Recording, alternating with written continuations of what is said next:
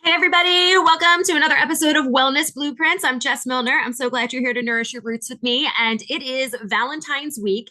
And this is my absolute favorite holiday. It always has been. We don't make a huge, big deal about it or anything, but it's always been something that's brought me joy. So I've always really liked being able to talk about, Heart Month and everything. And so throughout my career, February has always been kind of like, a heart centered month, if you will. So today, last week we talked a little bit about opening up your heart chakra and things like that.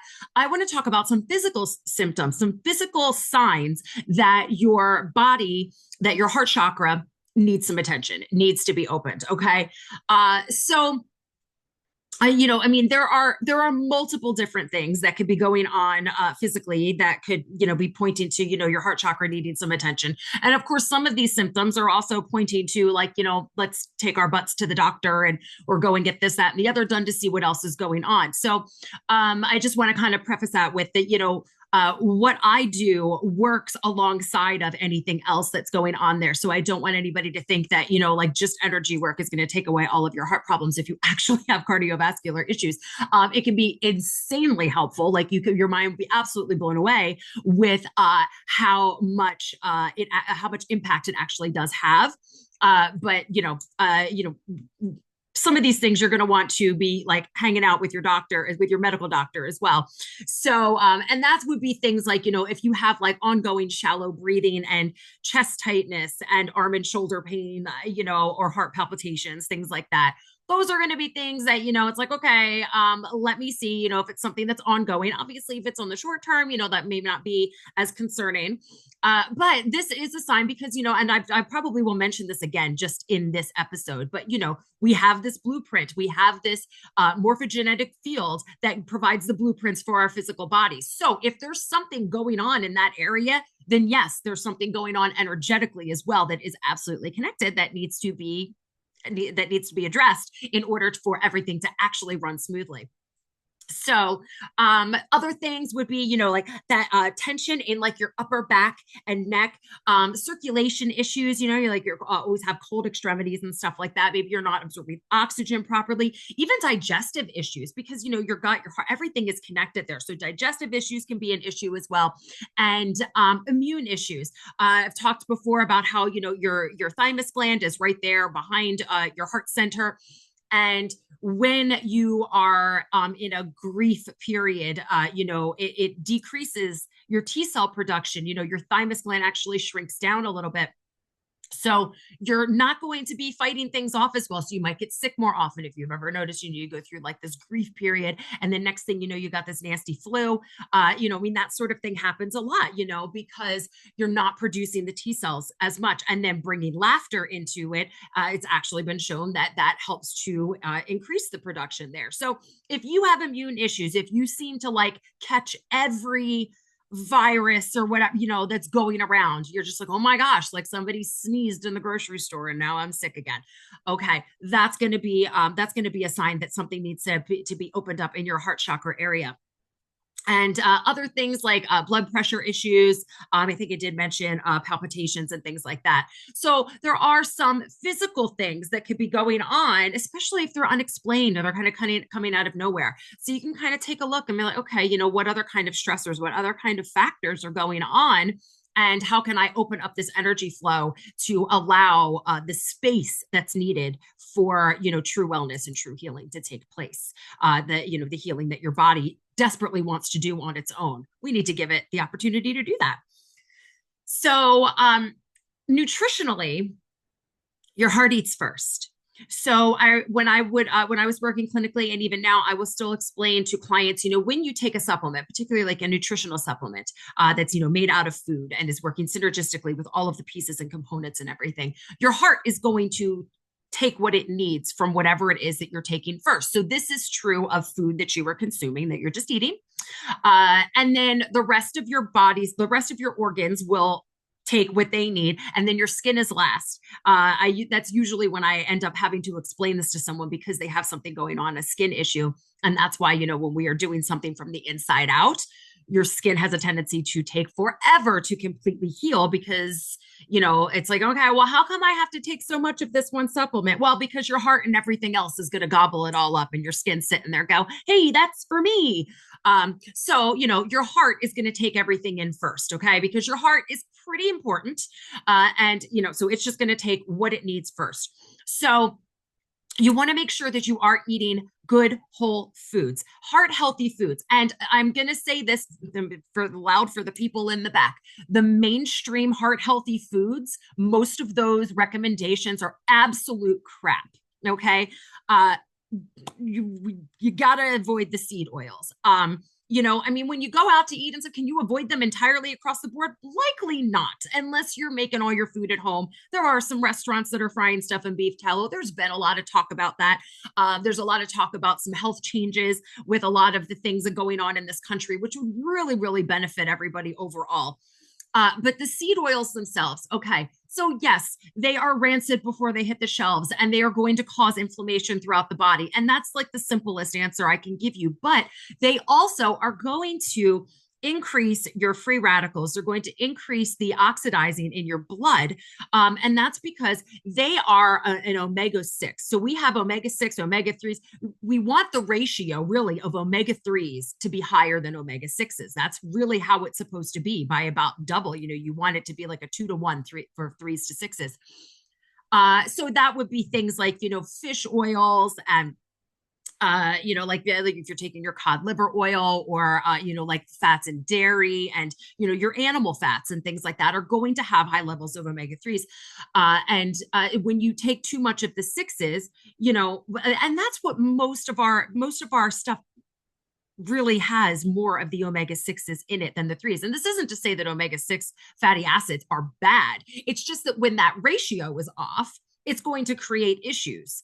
And then that is going to go and cascade into other issues like cardiovascular issues, for example. So, and then it's important to understand that a lot of the cardiovascular issues out there are either metabolic themselves, meaning that, like a serious change in lifestyle and diet can really, really like help by leaps and bounds with getting better. But a lot of them began because of a metabolic issue that then cascaded into something that's going on that's more cardiovascular. Okay. So, like something like hypertension, high blood pressure, that is completely metabolic, but it can cascade into an actual, more of a cardiovascular issue that is, that is throwing you more into heart disease and everything. Most of the time, it's starting off with diet. So, things like refined sugars and grains. I'm like, every now and then it's like the little wheels turning in my head, and I'm like, wait a minute, where was I? Refined sugars and grains. That's what I wanted to talk about. So we do want to limit things like that if there is something like that going on, because if it's anything that has to do with insulin resistance, if you're having any metabolic issues like that, if you're gaining weight, especially in the midsection and everything, this of course puts you at higher risk of heart disease. And many times people will start to have all of these issues. They kind of, either be, 3 or 4 comorbidities that really just, hang out together a lot. And that's the reason why, because the natural things that happen in your body when these things go wrong, your body wants to compensate to fix this problem. And then this is going on and so on. So when we can limit those refined grains and sugars, you're not going to have those insulin spikes in that way. And just really just be a human that eats real food.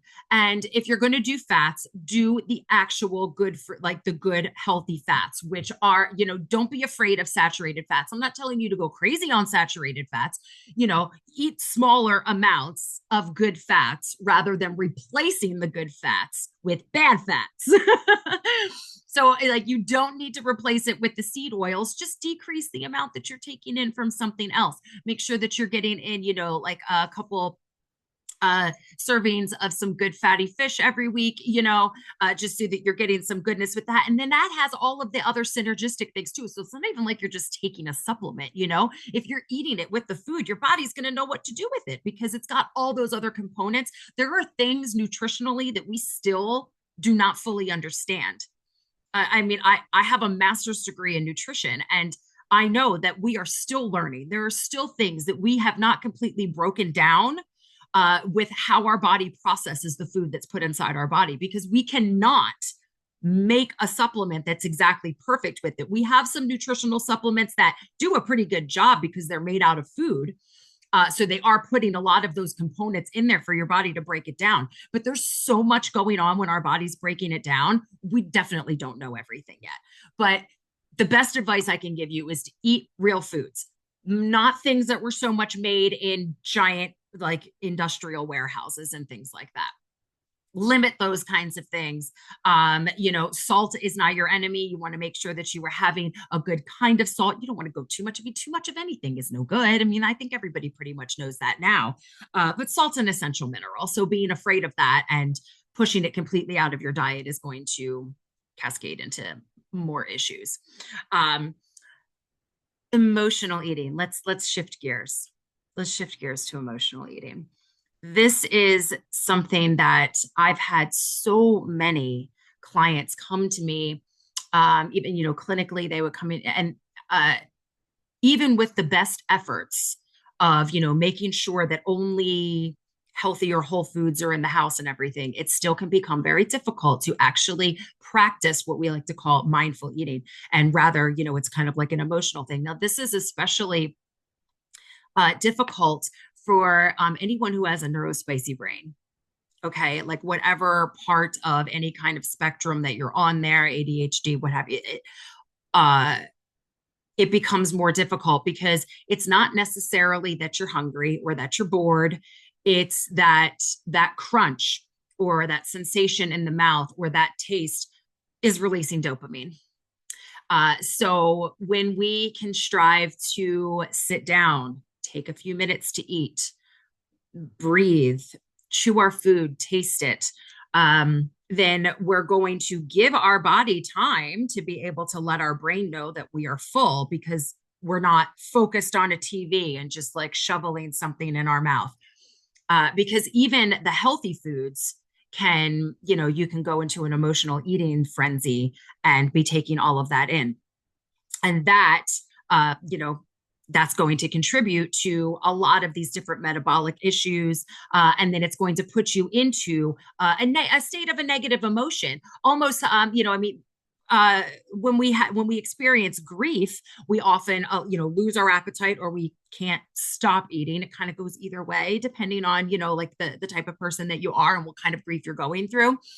But when we do this thing and we emotionally eat and we shovel all this food in, and then we will get down on ourselves, partially because it's like a grain brain thing where the next day the grains are literally just affecting your brain and making you think that like stuff is just like super sucktastic, but you're also feeling some amount of shame and everything, and that is going to affect so many other things about your emotional state, and that's going to affect your heart chakra too. So, and then of course, that's going to create even more stress. And of course, stress affects the heart, stress affects the nervous system. I've talked about this many, many times. We want our parasympathetic nervous system to be activated so that we can rest, digest, and heal. We don't want our body to constantly think we're being chased by a madman when we're just sitting on the couch. And, I would always tell people, my job is to activate your vagus nerve so that you can heal. We need that calming, we need that vagus nerve to be activated because otherwise parasympathetic nervous system is not going, that brake pedal is not going to be hit. So that's kind of where more of these frequency medicine things start to come into play. Obviously, nutrition response testing is a type of a frequency medicine, just on a little bit of a different scale than most energy work would be considered.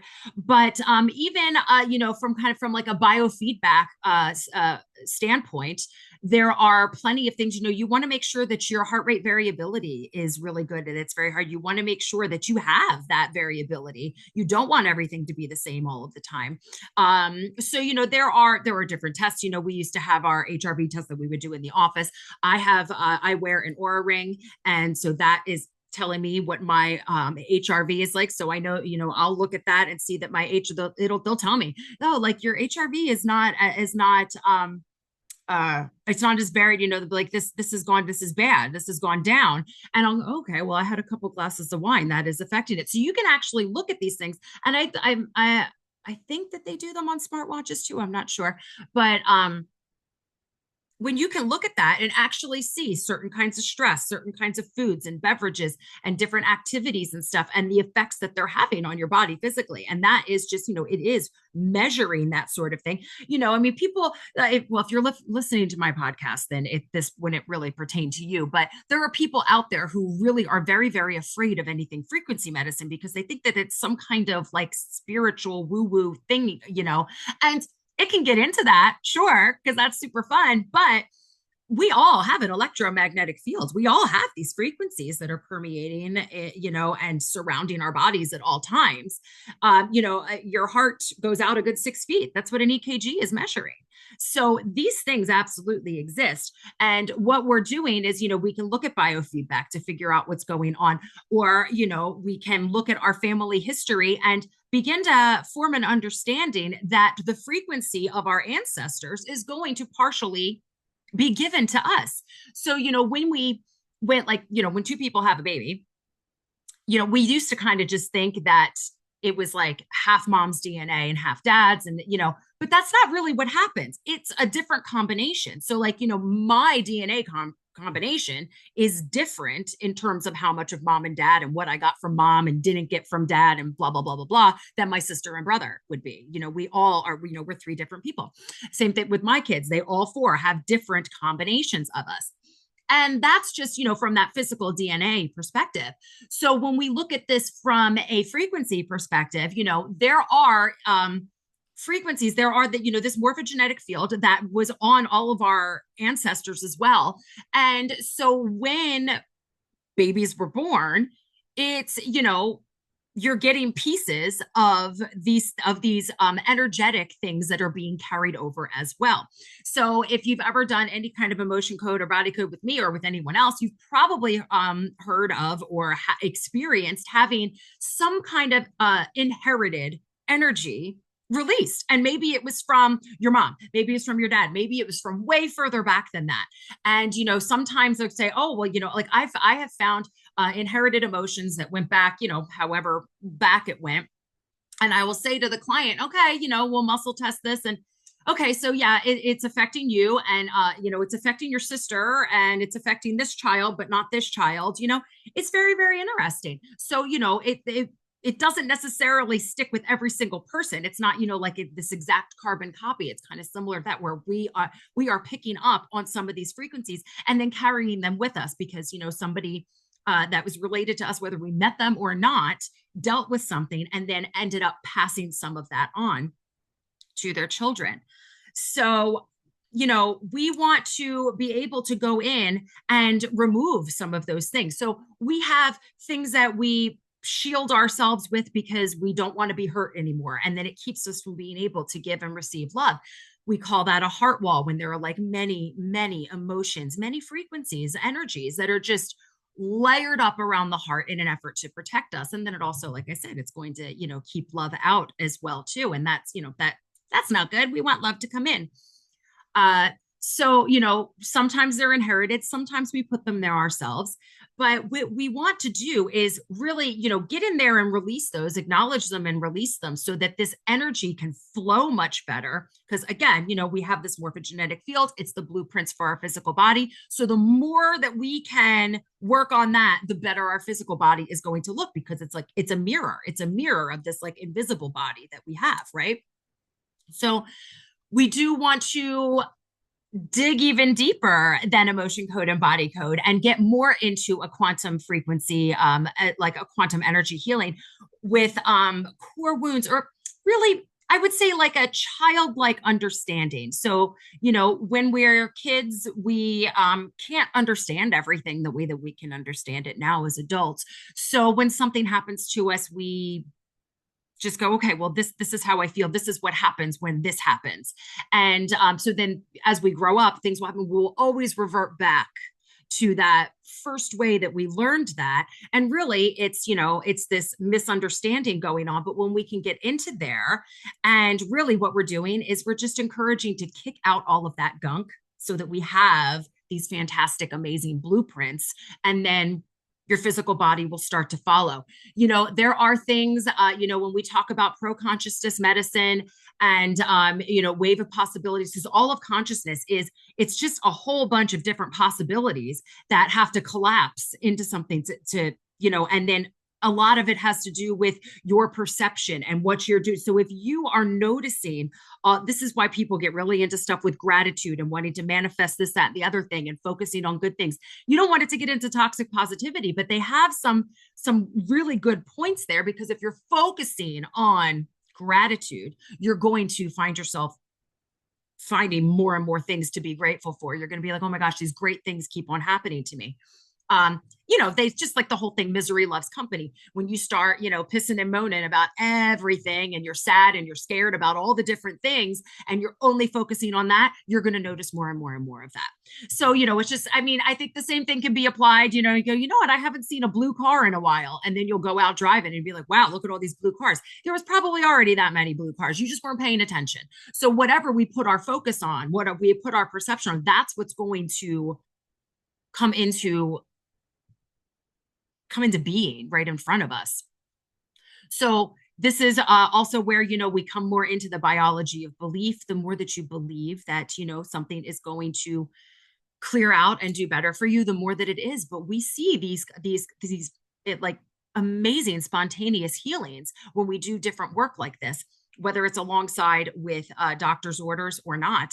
So many people have had absolutely amazing results with just working on this frequency medicine. And that's why frequency medicine, like I don't think that it needs to replace, our conventional Western medicine. I really feel like conventional medicine needs to just start to accept that there is this other side, because at first they thought it was just this. Then they said, nope, it's all science and we can create life from nothing and we can do this and blah, blah, blah. So that doesn't make any sense. We don't need any of that. And the truth of the matter is we do need both. And we're starting to recognize that more and more and more when we get into quantum medicine. And that is where this quantum frequency medicine, this quantum energy healing, emotion code, body code, all of that is a part of this. And even, homeopathy and acupuncture. And the list goes on. These are all things that have always worked so well.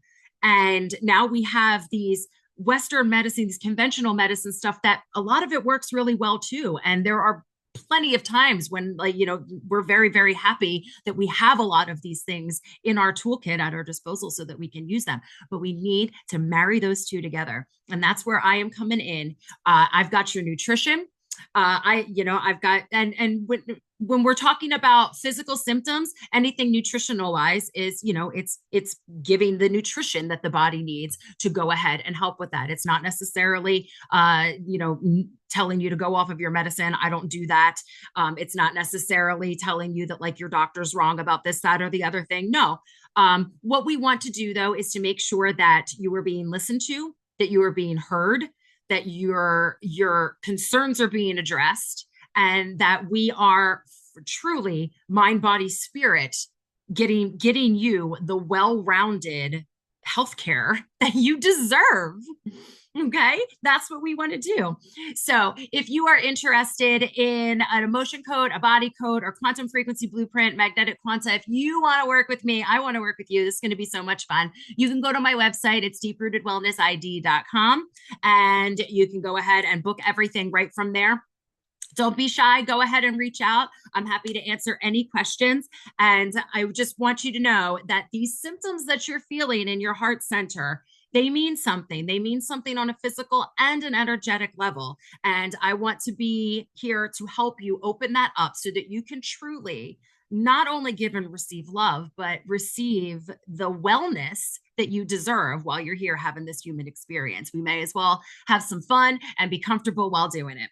So that's about it for today. I'm so glad you stopped by. And I just want to wish everybody a very happy Valentine's Day. It is my favorite. And I'm wishing you all of the love and appreciation that you absolutely deserve. Every single person on this earth deserves love, appreciation. You just do. So be grateful. I'm grateful for you. And I'm sending love out to everybody. All right. Bye for now.